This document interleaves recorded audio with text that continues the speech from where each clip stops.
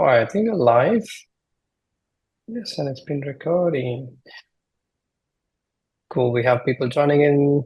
Thanks for those early birds, Tim, Manuel. Good to have you here.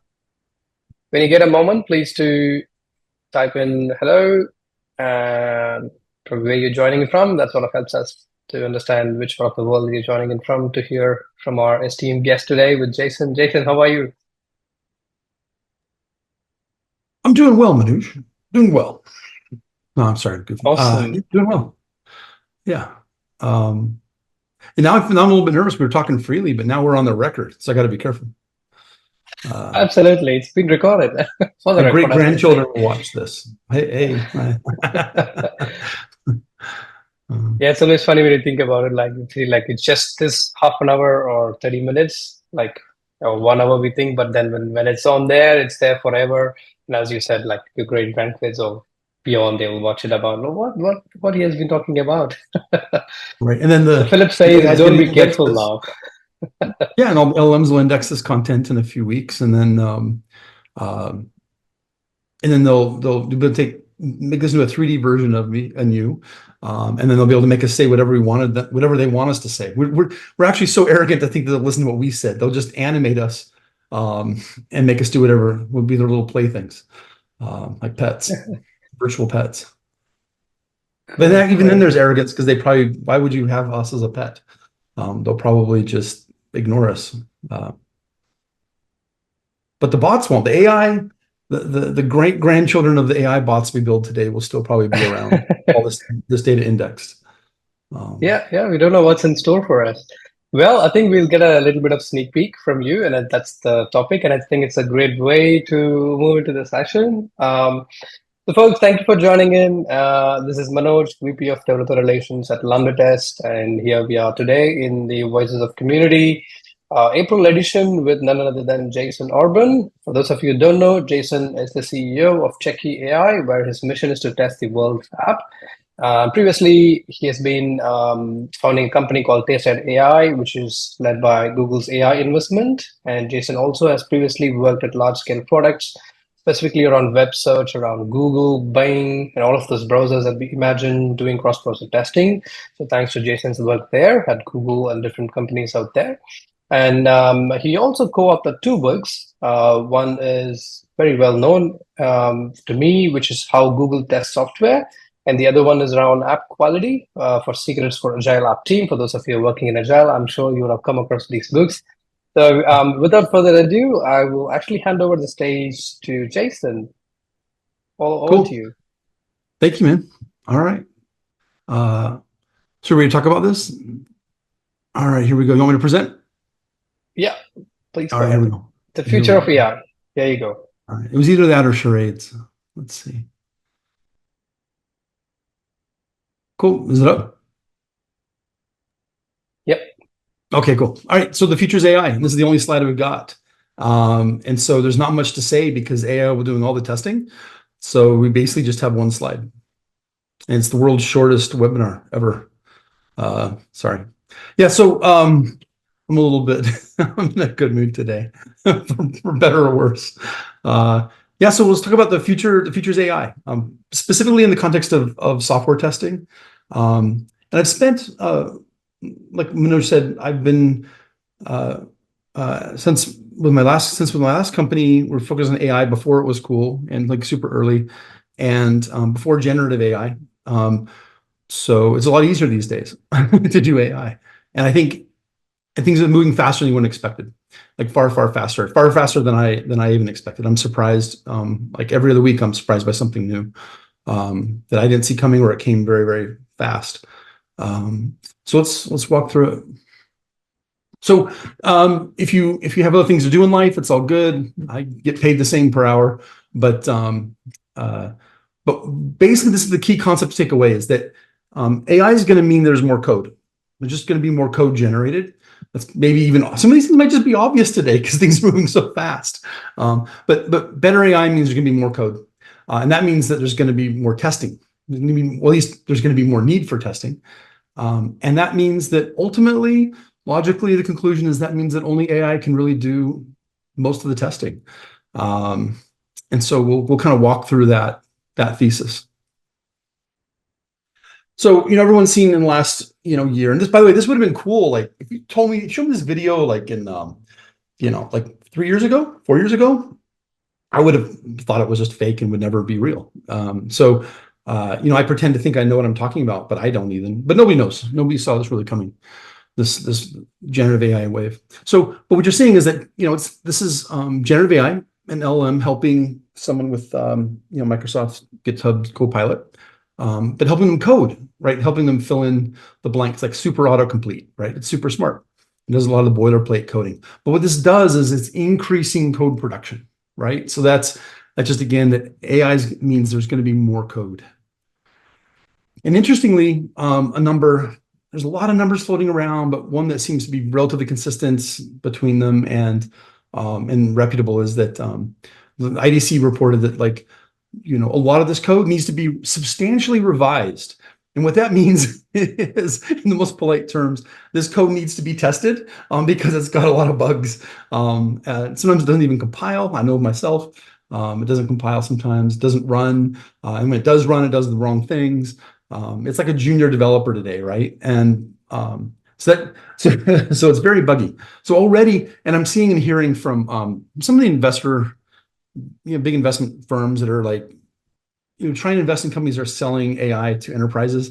This is the key bottleneck, to be frank. It sounds like right now in the world is that, so everyone's trying AI, and guess what?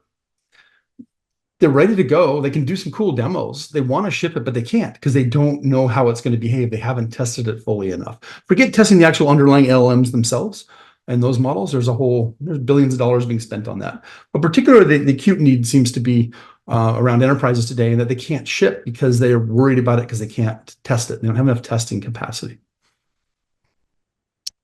And I don't know if people have seen this today. This is pretty cool. If you haven't, it's worth checking out. I think it's kind of a watershed moment where a couple weeks ago, the thing called 𝐉𝐚𝐬𝐽 started doing development without the human in the loop, right? So we've seen the copilots. We're already kind of evolving to a place where people are focusing energy and time to where the AI just builds it, right? The person can write a PR or a feature request or something, and then the AI reads it, looks at the code base, and then just builds it, right? The funny thing here, though, is probably 80-90% of all the people, maybe more, didn't seem to really dig into it. If you dig into the 𝐉𝐴 thing, there's a good video online if you search for it, like 𝐉𝐴 lie or something, kind of search like that. And there's a really nerdy, uptight, curmudgeon-y, but super sweet human being that walks through line by line what's going on here. And the funny thing is, guess what 𝐉𝐴 actually did? It created files it didn't need to, and then wrote 4 old school algorithmic ways to get to accomplish the basic task, to try to accomplish the task. And then that didn't run, and that broke. And so then it started adding print lines everywhere, or print statements, to try to debug its own code that it generated that it didn't need to write. But even if that was the case, it's pretty cool that it's trying to do that. But the reality is that this is still very, very early. But things are moving somewhat exponentially these days. So yeah, we'll look back and joke that this was a thing in a year or two. This would just be working on the regular, but not yet today. But this is autonomous coding and programming is coming. So no humans in the loop. But what does that mean if there's no humans in the loop, right?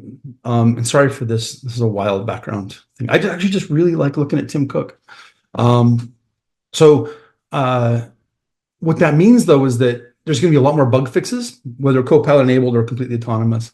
That means there's going to be a lot more bug fixes. That means there's going to be a lot more versions of apps being shipped, right? There'll always be a version waiting and testing and blocked on testing, many new versions. There'll also be probably more apps, and also probably be personalized. We're already starting to see some of that. I think the end game will be things like not just a voice interface or a chat interface, but when you load the Amazon app, people are visual and stuff. But maybe I will get a TikTok kind of view of all the things it thinks I want to buy, and maybe you get a classic, retail kind of view like they have today, and maybe somebody else gets something looks like a social network or something where people are just chatting or looking at the reviews or something. But it'll be very personalized, not just the content, but the structure of the app, and that means personalized risk from a testing and quality perspective. So, but if you look at this is like multiple dimensions. Things are going to be accelerating, and they already are starting to accelerate today. And it's not just a maybe they will, it's already hitting enterprises in the last 4 or 5 months. as a concern. So when you kind of add all those factors up, and to a degree, they're multiplicative, right? Like they multiply each other. More versions times, if you have more apps and you have more versions, they multiply. And so you can easily, with napkin math, get to that we have a 10x or even larger testing problem in the very near future. So, testing can barely kind of keep up with what we're doing today, with what the humans are producing, the human-based code. Even if the copilots are only 10% or 20% more effective at developing and producing code, like we're not going to hire 20% more testers. That's like a lot of money, and we'll get to that. But there's a lot of. But then if you like 10x that, like there's no way. Like you'd have to have them pretty soon employ, a good portion of the world's workforce in just software testing. But I don't think it's going to happen, and it might even make software unprofitable. So how do we solve this 10x testing problem, right? And that's what's pretty cool. And I want to say as an aside, if you're a tester, and like a lot of testers feel like they're kind of on the back foot, or they're they're shy, or they're timid about it, or they just want to hunker down and just do their job. The funny thing is, like in the last week, going off script a little bit, not that there was a script, but in the last week, like I was just watching a thing where Eric Schmidt, the former CEO of Google, what's he talking about? He says the word testing like 5-10 times. Like I hear like a lot of people, they're building, the heads of Sam Altman and stuff was talking about testing. The word testing and the capital T testing word keeps coming up out of everybody's mouths lately. And it didn't used to. It used to be an afterthought, kind of a cost of doing business, like shipping and packing and packaging and stuff like that. But now it's the problem. It's the bottleneck. Even at the fundamental LLM model, excuse me, but it's coming out of everybody's mouth, and they need to test these things. And the testing problem's grown, not just making sure it's functional, but I think that isn't like worrying about testing bias, testing even safety, like AI safety, like make sure these things don't destroy humanity or cause chaos in our social infrastructure.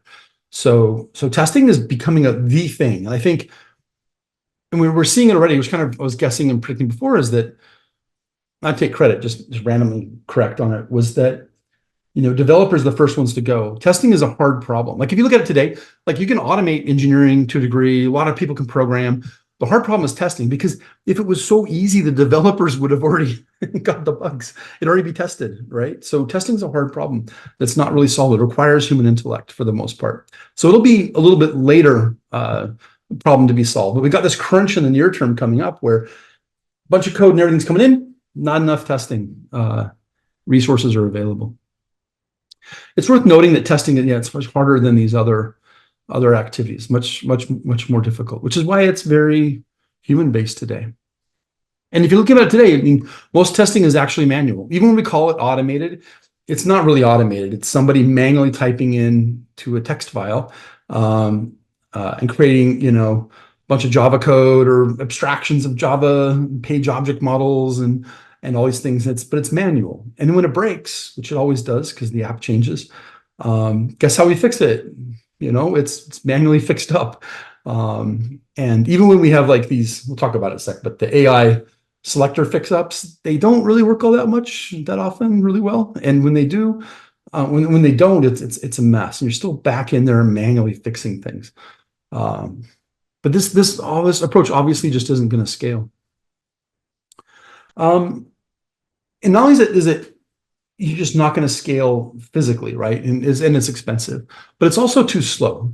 And by that I mean, even if testing was free, like human labor was free, it still takes days to weeks to qualify and test a build, right? But with AI accelerating things, we'll get new builds and versions, by the minute, perhaps. Like AI is fast, and AI. The key thing about AI is it's not bounded by the human for the most part, and so that just means you just turn on more machines and you have more production. So the business that we're working in, or you're working in now, sometime soon may have, instead of like one build in the queue for testing, may have 10, 15, 30. And even if you just drop some of them, the time to get to market from when they produce a testable build is, at best, it's really a day, frankly. But reality is it's days to weeks. And some of the biggest companies actually ship only every quarter. But just the way we do testing today is just too slow. to handle this. So you look at you go like, oh, well, AI is going to generate a bunch of test cases, right? And we'll talk through this. So the reality is the copilots that do unit test coverage, they have, first of all, they have the same problem that the development code has, which is that a lot of the tests that generate, maybe 60% of the code have what do they call it? Issues or whatever, right? Like it needs human attention. Well, it's called bugs. And some of them are irrelevant, some of them are wrong, and some of them are implemented incorrectly.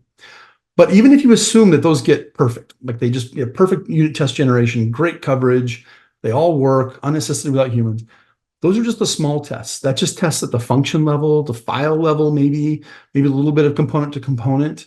And even when you have like context windows that are millions of tokens long, that's maybe the code base, right? But guess what? That's not the infrastructure. That's not the data. That's not the runtime. That's not all the third-party integrations. It's not. So really this only solves like the developer's testing problem on their local machine at best. And even then, you need to run the system as a whole. So copilots really won't and can't do that. And it's not really on the horizon at all. So we still have this testing problem. I like to put it this way. Like one way to think about it is you just can't put Amazon.com into a prompt and just say, test this, right? At some point, maybe in the future, you can do that.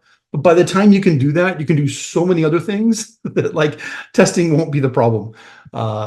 So until that time, we still need a lot of testing and a lot of traditional testing like we're used to. Also, a lot of AI marketing today, AI testing is marketing. Like people just say it's AI, right? Like, so the real wave of AI-based testing hasn't really hit the market in any significant way yet. And even the ones that are the companies and vendors and tool vendors and infrastructure providers that are saying that there's AI, often they don't even know what AI is. So they think it's AI because it's just convoluted, complex software, or they just don't care. It doesn't matter. And actually, to be frank, that's all fine. That's what's normal. That's what happened. That's actually when these technology shifts occur. These kind of things always happen. So guess what's going to save the world of testing? It's Gen AI selectors. So LLMs that fix up selectors, right? And the funny thing is I don't think so. But it's the obvious thing for everyone to try to do, right? The reason this is kind of these are short-term efforts. They're obvious incremental things people can do quickly to say they have AI or try to apply it to what they're doing. But the problem is this: if you have an XPath or CSS selector, and then you try to fix it up with AI, right? Well, when the AI fails to fix it up, what do you debug? Like, you can't just go fix a CSS selector. And you try to debug that, you have to go in and deal with a selector converted to some kind of prompt language that either you wrote or was automatically generated into some English, the free-form English text or other language, in a natural language. And you got the interaction between that natural language and the page. And the best thing is it's not even necessarily always predictable. Sometimes the selector will be a little bit different, or I'll think it's a different element, because these things are not deterministic or idempotent. So good luck debugging these things, right? So that's kind of, I think, a fool's errand. Also, I think people, which is great, people are playing with the LLMs, chat bots and stuff, and saying, hey, create some test cases that do a search test for me, right? And here's some HTML or JavaScript, and copy paste it in there and say, write tests for me or something. And people are complaining that they have to copy paste this. It doesn't have context, right? So you have to copy paste it and merge it back with the other code. But that's not the real problem. The funny problem is that, like, just like the development thing we were talking about earlier, it just exacerbates the existing issue, which is that when you hand code and manually craft code, it breaks, it's brittle. So if you have, even if it perfectly works and you have Gen AI help you generate 10 times more test cases in your Python or Java and Selenium and stuff, guess what that is? That's 10 times the exposure and more likely something's going to break, and 10 times the problem to fix when it does break. So I think this is kind of another, not fool's errand. It's an obvious thing to try to do, but it just amplifies the problems we have today. There's also been some companies that have been doing things which look pretty cool. They're great demos. And I'm glad people are doing it. But And so the idea here is that you have the existing tool and they apply like, they're adding AI in, right, manually, and inserting it somewhere, but usually where it doesn't belong. So they can say like you have this test suite and you want to add another test case or a test step, and you go in there and write a prompt for that exact test step, and then it will translate it into a little snippet of code for you to execute. I think it's like the far lower left, because now you're introducing, like, you have two runtimes fighting each other, the LLM and then the CLR or the JVM or whatever. So it's always a bad thing when one step takes two different runtimes to collaborate. Plus, there's different languages, natural language versus the procedural languages, having to work together end to end. And you have to learn both the natural language implementation stuff that works, and you have to learn the tool or the procedural language. So it's just a lot more complexity and like a lot more work. And it's not double the work by adding it. It's actually 3x the work, because you have those two things independently to learn and execute and debug, and then you can have them work together, which is a third problem, and where most of the issues actually come from. So I'm a little opinionated, like I warned, I'm a little opinionated on this, but I think the only hope is pure AI. So where AI, you take an AI first approach, where we take LLMs, which can do amazing things in isolation, and other generative AI, like, approaches and stuff. But it's got to be an AI first one, not when we're tacking AI onto an existing methodology or to speed up existing practices. Again, generally, existing practices are not all that great. Most testing conferences are talking about like what doesn't work, and how to fix it, partly because we're testers and partly because it doesn't work that well.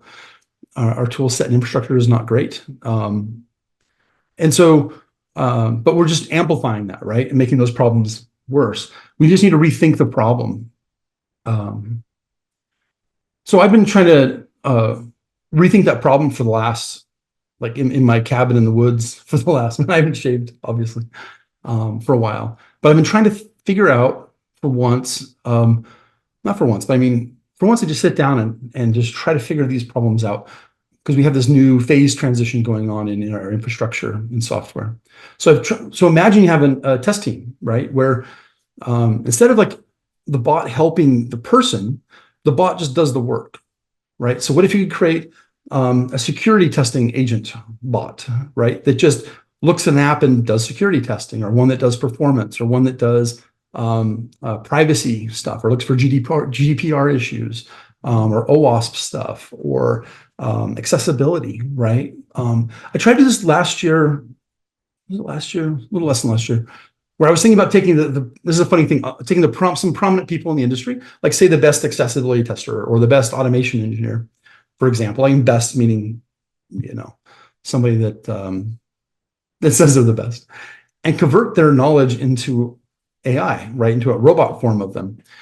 There was a few issues with that, and one of them was the person's ego. That's one thing. But the other thing is, realize the reason they think they're experts, or people think they're experts, is because they test at the fringes. They've done weird things before, extreme kind of testing that is not very common. Most testing is not obvious, but it's doable. It's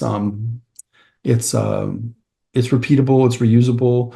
It's kind of obvious. And so the bulk of all the testing needs to get done doesn't need an expert. In fact, the expert kind of code or things get in the way. They talk too much, like I'm talking right now, instead of testing. So the reality is, we just know we have a good corpus and understanding in our industry of things that need to be tested and how to basically test them. So how do you convert that to AI across every vertical in testing? So one thing I started with that's fun is what the hardest thing. I actually started with the hardest thing first, because I thought, it probably won't help. That probably won't work, but work your way down until you get something. The thing I've always lived my whole life, and you hear people talk about all the time, is like AI can't replicate people, and you need people. The human has to be in the loop. The person has to be, that human touch and understanding of the business and the customer, and these kind of qualitative things, right? But the reality is with LLMs, and I think my kids used to create screenplays, create jokes, music. It's actually better at that work than it is rote, repetitive testing of the login screen, right, and such. So what the AI is doing here and can do is, people use, this is entire businesses around this, where you have human beings go look at your website and give you their opinion. And it's a diverse opinion, and they give you, qualitative feedback on your advice, like your site doesn't look good, it's confusing, those kind of meta things. Things we always thought the computers could never do, and they do really good at it. So they'll create panels, like people that are relevant to that app. So the AI can grow. You can just ask a chat GPT, go, hey, create some profiles of users for this app, right? And it will generate them. And then you can say, what would they feel about this page, right? And it tells you.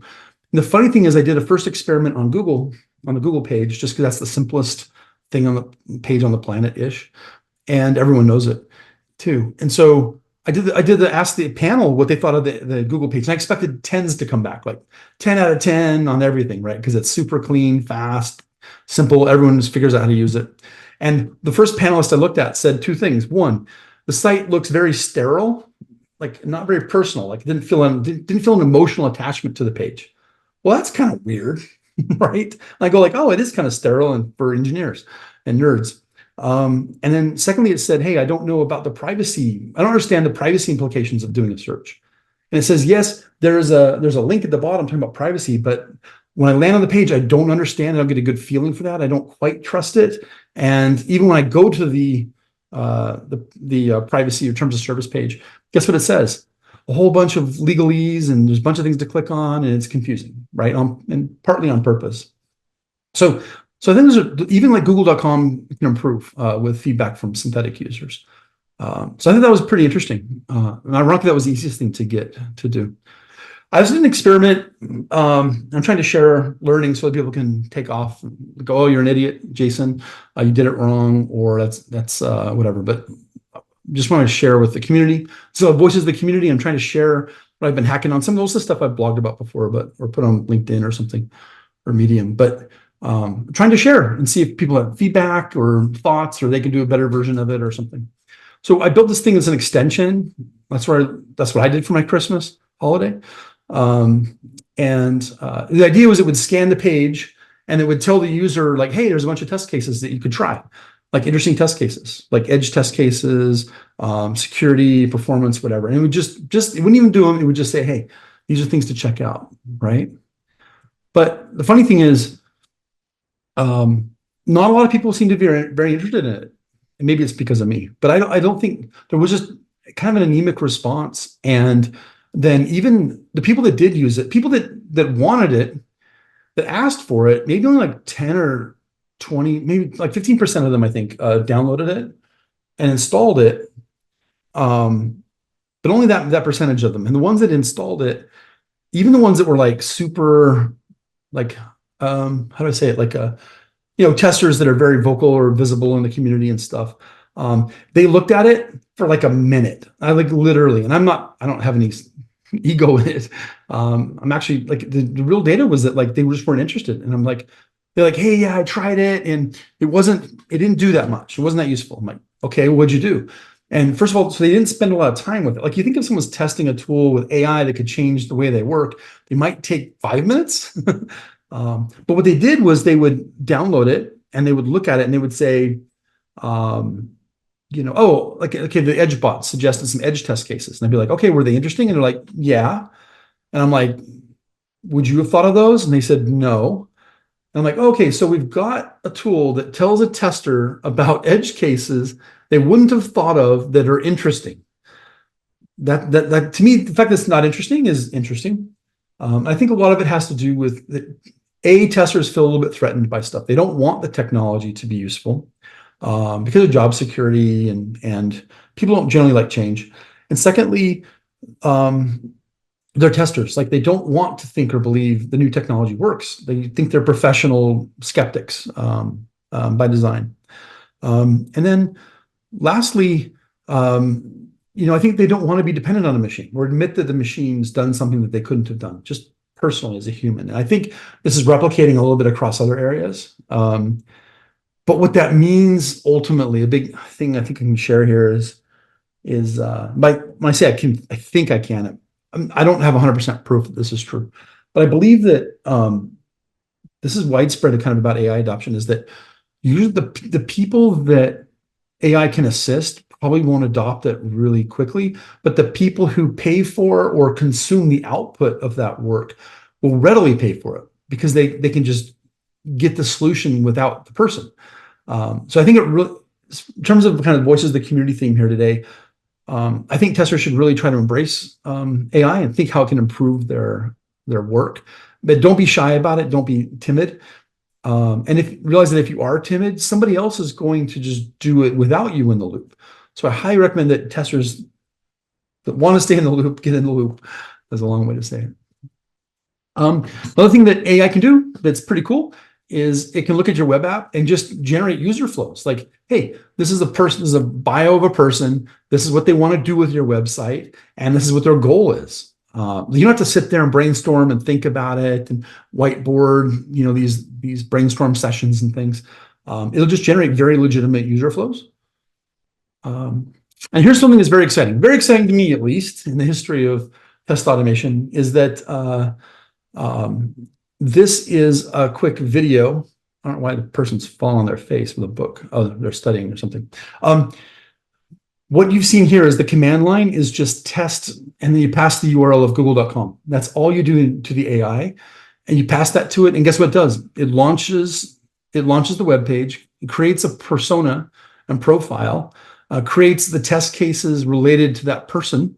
It creates both a tester and it creates a user persona for the test case to justify the test case as well. And then guess what it does? It starts executing the test. Like, if this isn't interesting to you, I don't think should be in software testing. This is a watershed moment, I think. It's similar to that Devin video, right? Except it actually did what it did and did what it was supposed to do.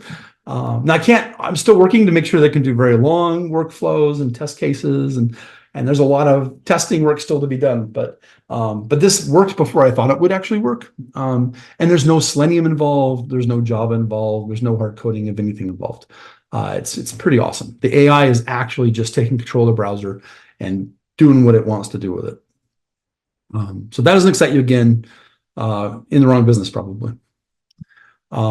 The AI can find bugs. You can do this. You can copy paste a little bit of HTML or something into GPT and say, are there any bugs? And it will tell you. And some percentage of them are hallucinations, but a lot of them are correct. But the cool thing is it can find bugs in a wide swath of areas. Usually you'd have to have a separate tool or a separate vendor or a separate person to test security, accessibility, functionality, performance, OWASP stuff, you name it, right? All these different types of testing that we do is a different person, a different expert, a different vendor, and you have to coordinate all these things.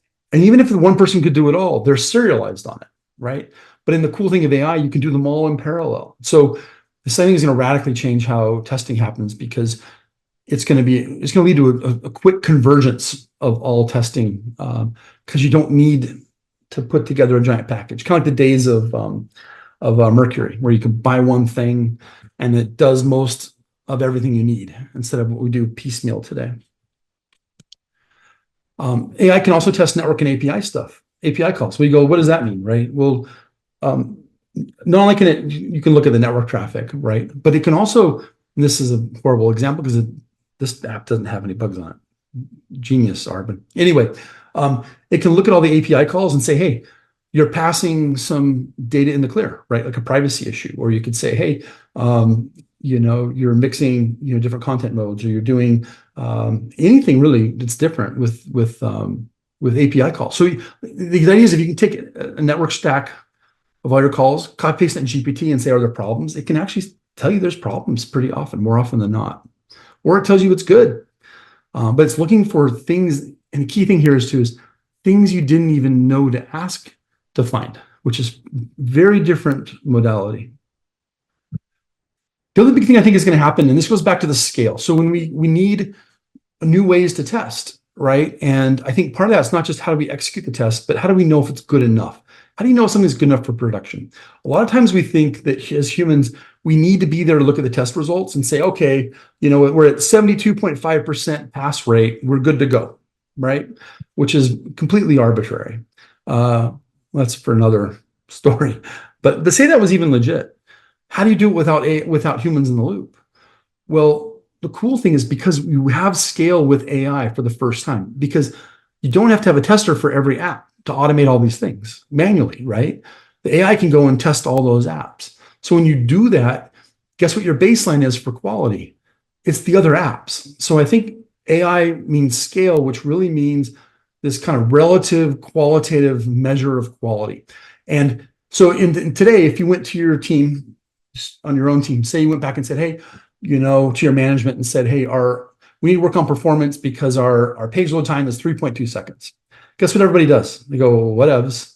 How does that affect the business? How do you know it affects the business? Great, we'll get to that later. We've got 4 features in the queue that might make us money, right? And but what happens if you go back and tell them and say, hey, we're 3.2 seconds on page load time, but all of our competitors are under 2 seconds, like our direct competitors. Now management cares.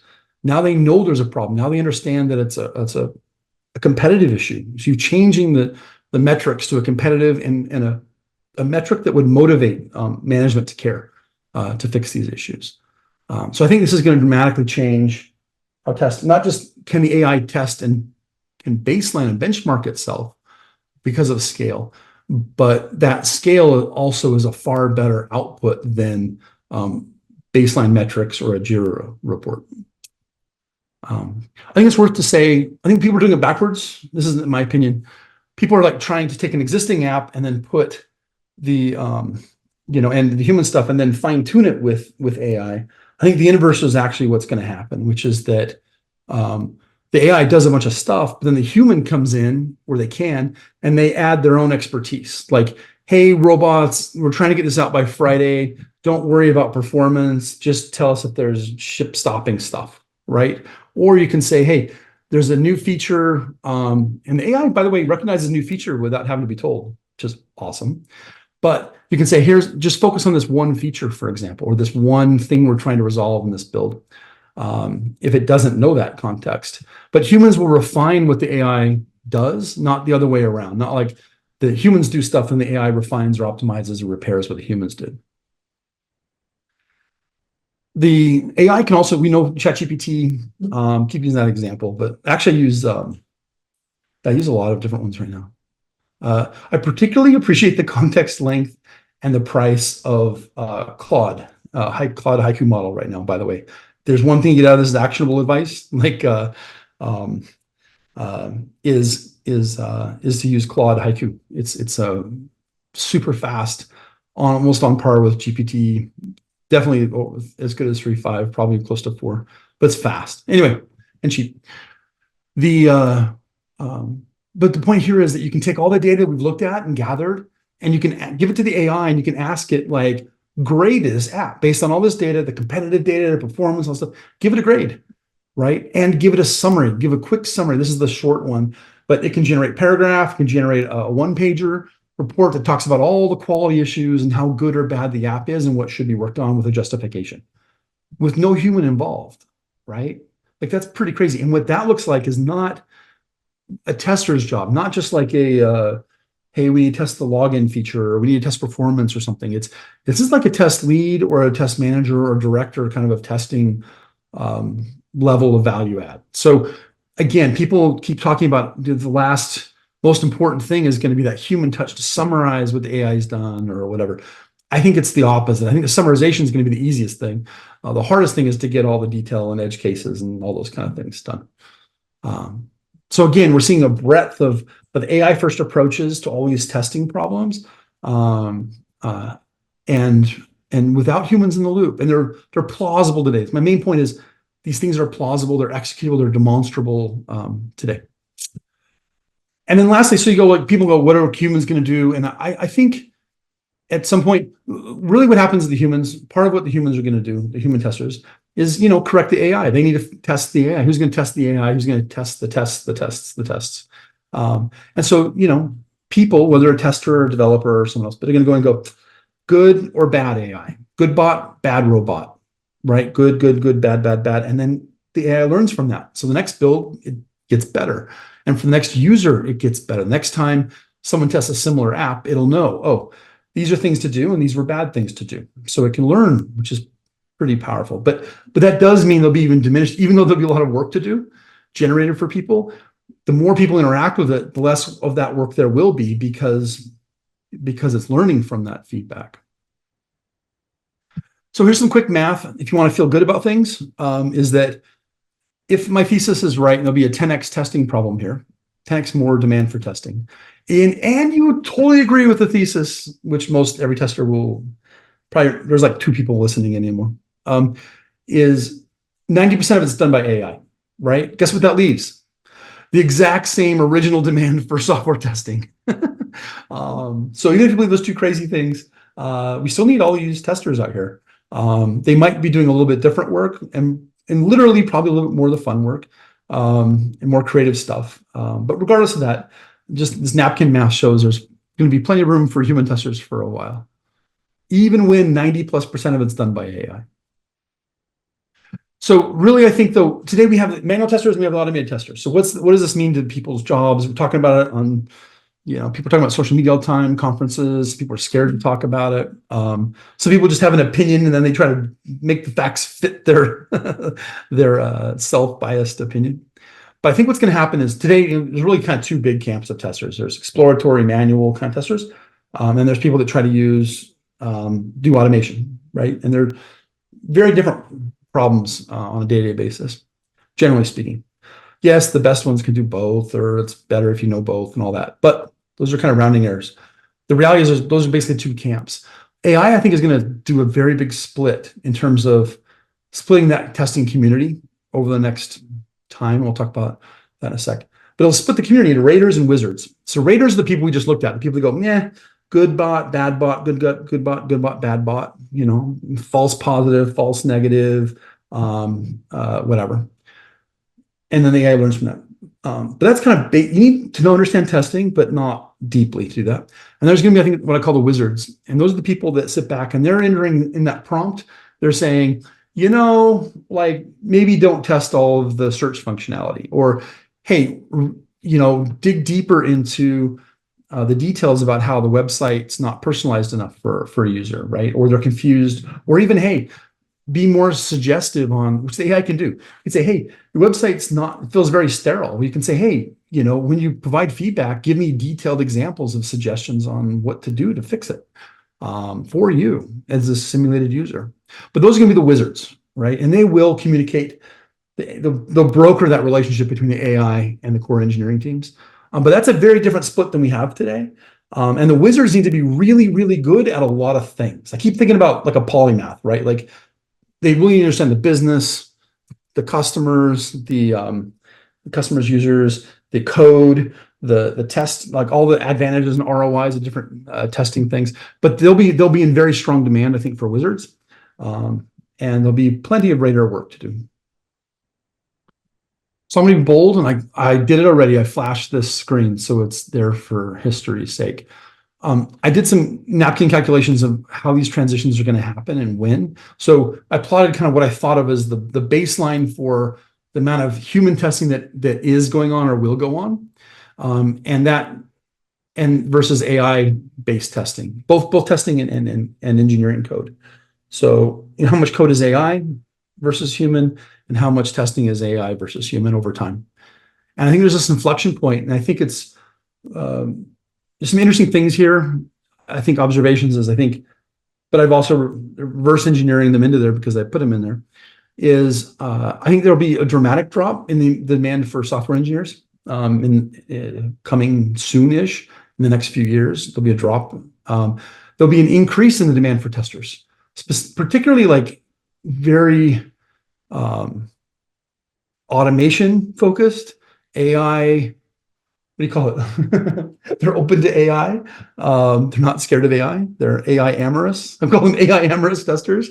That aren't threatened by it, to come in and help these enterprises and companies that are got a bunch of code sitting around generated by AI, but they're worried about it. And they need someone to take care of that for them.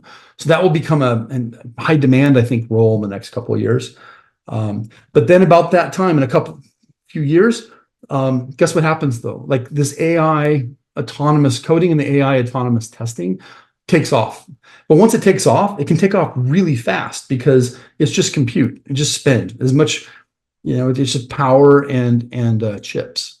So you can just dial really quickly. You have to hire a bunch of people or wait for them to finish test passes. You can just pick how much testing you want and let it happen, and paralyze it as much paralyzes it as much as you would like something with like a Lambda actually with Lambda test.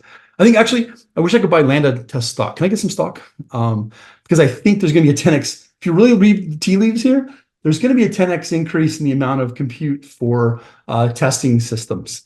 And Amazon and NVIDIA don't really have a specialty in hosting browsers or mobile devices or simulators.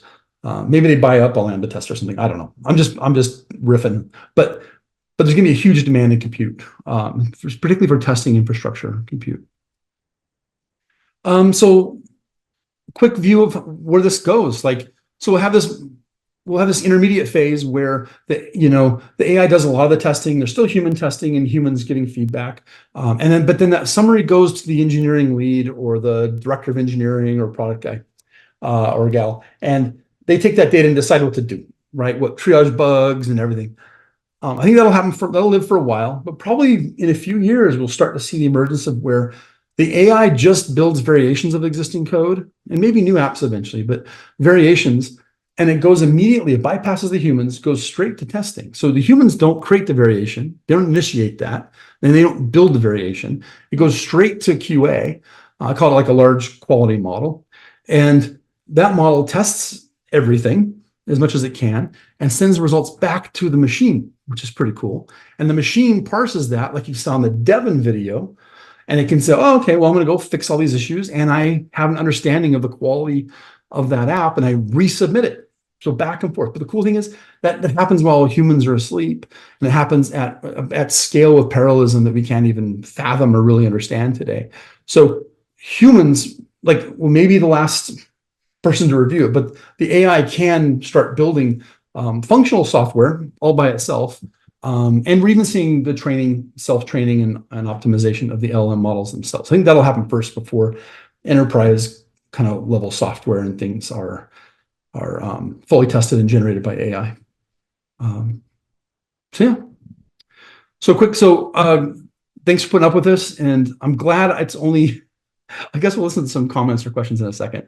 But I can't read the room because I'm talking to myself. But thanks for listening. And I want to say there's one quick ad for what I do in life. And basically, I think my job is actually to create demand for Lambda test compute, to be clear. But the idea is that because AI can do it without human involvement, we've finally built a system at Checkie.AI where people can submit a URL and you can get some basic app testing without me while I sleep. So if you want to try it out and it's probably the quickest way to get AI actually testing your app versus another tool or learning all these things, talking to a salesperson. Just submit your URL and I'd love it. It's test data for me to test the AI out. And then I'll share the results, all the basic results back with you. It's like a freemium thing, but if you want to see AI testing in the production, in the real world, without humans involved, you can do it if you take 4 or 5 seconds. And that's to prove positive. The world is changing. This is real. It's not going to be, the next generation. It's happening now, and we need to think about how to be ready for it. So the future is AI. And it's funny, I also say one more caveat. It's not the future is AI. The future is like the next now, like the next infinitesimal moment is the future, and AI is here and it's emerging. AI without human engagement is actually even emerging right now.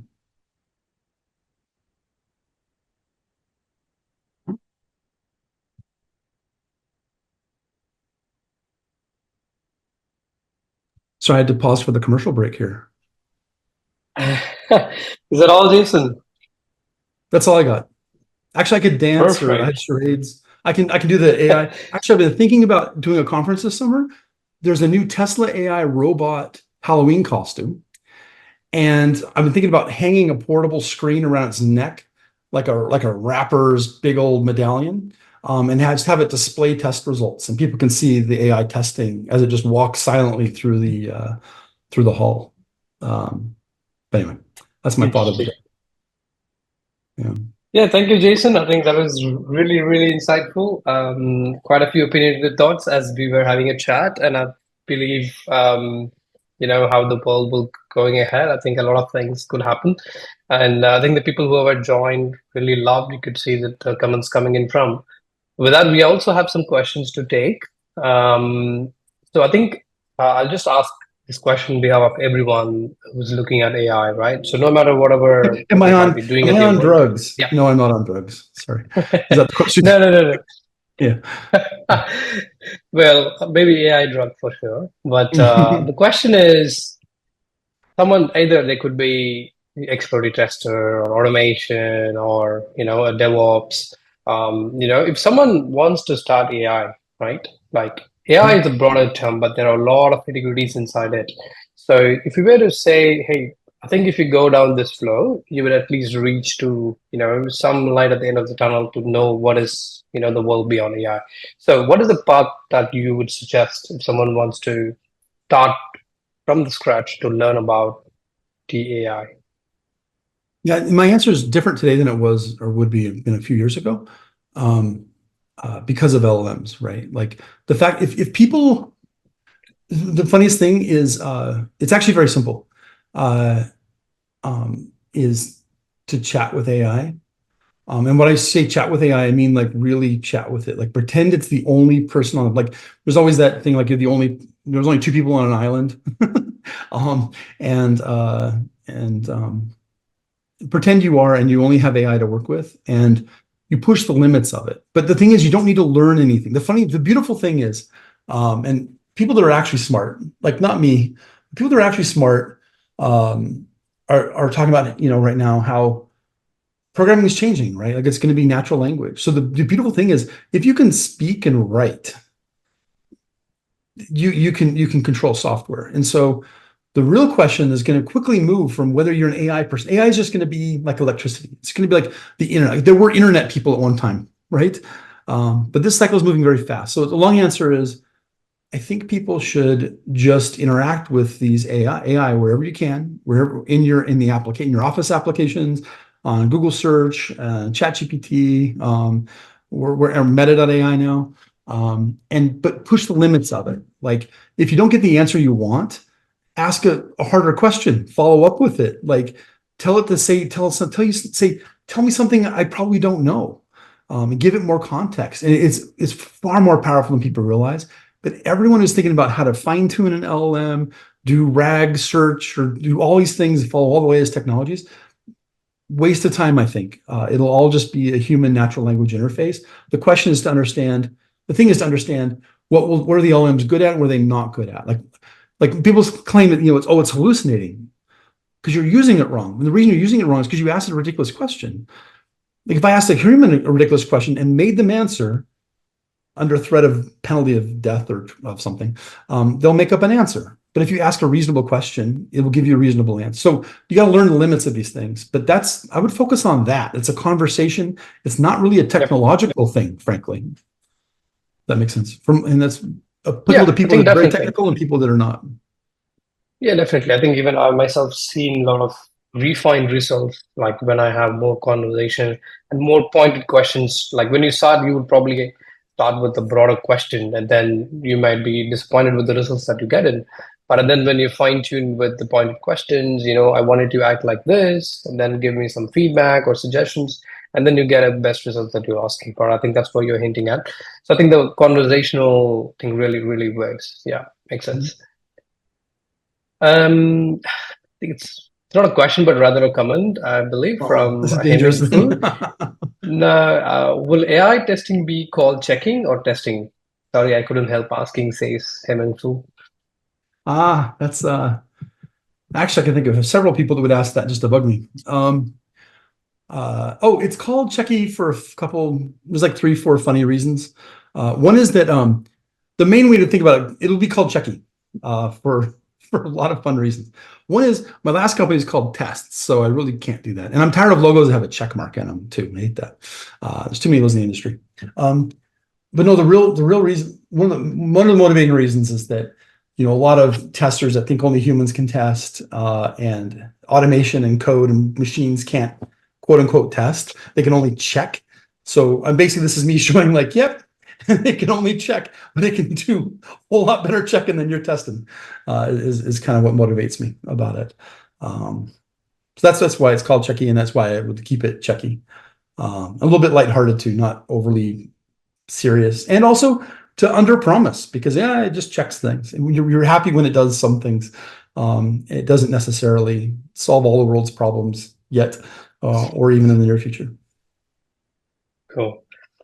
A question from Deepti. Again, it's a broad question. Which AI tool is best in the market to test web applications? I believe it will be Checkie.AI from Jason. Oh, no, it depends on what. Yeah, I think it Can should comment be. that. Yeah. I think. Well, actually, I don't even say the best. I think you're crazy. Like, basically, I think it's a great filter. If you won't submit a web form to see how AI will do your job, and see how well it does, I don't know what to say. It's all good. But the best tool, I think, again, it's fun. I'm sorry, this is a very clear answer. It's actually ChatGPT. It's not any of the vendor tools. It's not any of the other stuff. It's just ChatGPT and getting very, very used to it. And the biggest advent that's happened even in the last few months is the context window sizes, like with Claude, getting to like 100,000+ tokens, and Google releasing 1.1 million. I think they're gonna have rumors there's a 10 million. We'll laugh in a couple of years, but 10 million, whatevs. But there's a 10 million context window. That means you can put your entire source code in there. You can take 5 testing books, copy paste them into the context window, and then ask a question, or say write a test case or something. So that people underestimate that, and that will always be there. The LLMs will always be there, and it's not tied to a vendor specific thing, input or output or tool infrastructure or training or sales team or anything like that. All right. Yannick says, is AI the new .com, and will it stabilize like how HTML5 marked a turning point in web development? Sorry, I missed the first couple of syllables. What was? Is AI the new .com, Oh, I and will see. it stabilize like how HTML5 marked the turning point in web development? Yeah, I do think so. Like, the funny thing is, we've seen rapid development, but guess what? They all have the same interface. It's a chat interface. There's the evals upon Hugging Face where they test these things. It's standardized. We actually have standardized testing for LLMs today. And the training set's the same, which is essentially the internet. So they're all very much standard. And the funny thing is, I love this. People don't realize these things, super smart AI, complicated algorithms and stuff. You can look around. If you dig around, you'll find out that the team that created the transformer stuff at Google, like I didn't know them or anything, but I've listened to interviews, people talking around about it. I think it was only like, they said it was like, I want to say, I need to look up the exact number. Don't quote me on the exact number, but it was around 100 lines of code.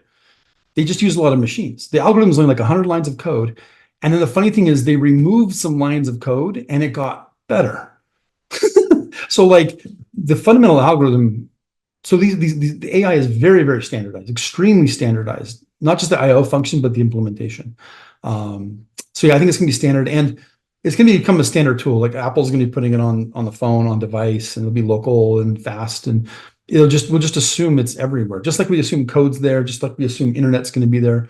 It's just gonna be very quickly a standard aspect of software.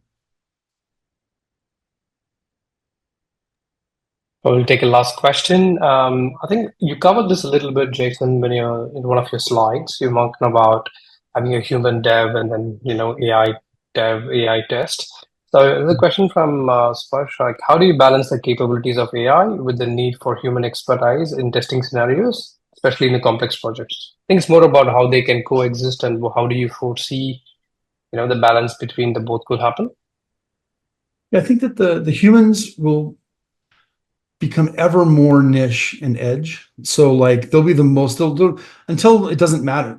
Once the machines become more creative than humans, then we're all doomed, frankly. Like kind of half seriously. But So it'll be a phase out over time, like asymptotically approach 0 humans, but who knows how long that will take? Nobody knows. If people claim to know, they're kind of lying. They don't know. No one really knows the long-term impact of this stuff. Like I was just listening to Eric Schmidt again, just this morning, being interviewed, and former CEO of Google. And he thinks the LLMs, and these are people that have he thinks it's going to be 10,000 times as smart as it is today. In 10 or 20 years or something like that, like 10,000 times. I think they're wrong. It's not going to be fully exponential, but the key point is that the humans just slowly fade out of that loop whenever they're not needed. And the cool thing is this, and when I say most, it's not, maybe all the innovation stuff will still come from humans, like the core big innovation things, but the humans will take the Facebook app and they'll create 50 variants or 1,000 variants, and they'll A/B flight them across 100,000 users and see which one increased. Well, I guess for Facebook, it's revenue, and saying happy birthday.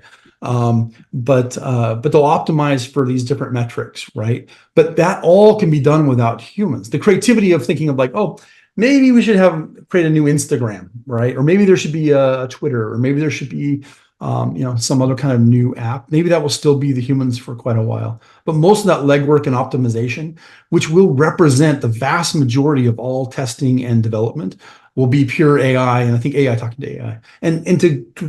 Yes, and I'm probably on drugs.